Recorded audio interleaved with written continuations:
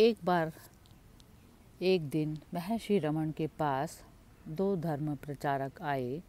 उन्होंने महर्षि को प्रणाम करके कहा, आप कहते हैं कि आपको प्रभु के दर्शन हो गए, आप हमें भी ईश्वर के दर्शन कराइए।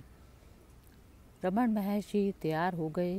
वह उन्हें लेकर एक टूटी फूटी झोपड़ी के पास पहुँचे।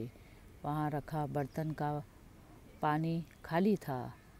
अंदर जमीन पर कुष्ठ रोग से पीड़ित एक वृद्ध सोए हुए थे। महर्षि ने दोनों धर्म प्रचारकों से दरवाजे पर ही ठहरने को कहा और खुद अंदर चले गए। उन्होंने वहाँ की सफाई की, फिर घड़े में पानी भरा। उसके बाद वृद्ध व्यक्ति के कान में प्रभु के नाम का उच्चारण कर उन्हें जगाया। वृद्ध के चेहरे पर प्रसन्नता और बदन में फुर्ती नहीं थी।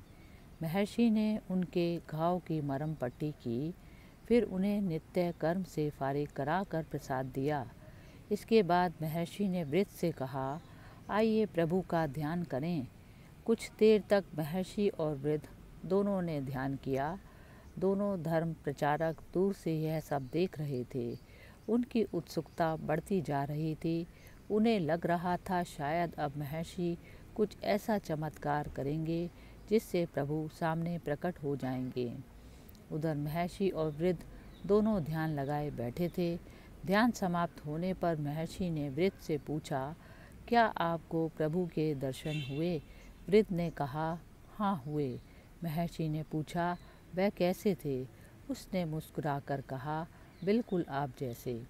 अब वृद्ध की बारी थी। उन्होंने पूछा, क्या आपको प्रभु के दर्शन हुए? महर्षि ने कहा। वृद्ध ने पूछा, वह कैसे थे? महर्षि बोले, बिल्कुल आप जैसे। इसके बाद महर्षि धर्म प्रचारकों की ओर मुड़े और उनसे पूछा, क्या आप लोगों को प्रभु के दर्शन हुए? अब तक दोनों की आंखें खुल चुकी थी।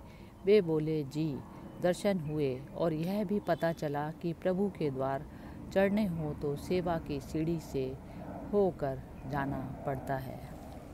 हरि ओम तत्सत।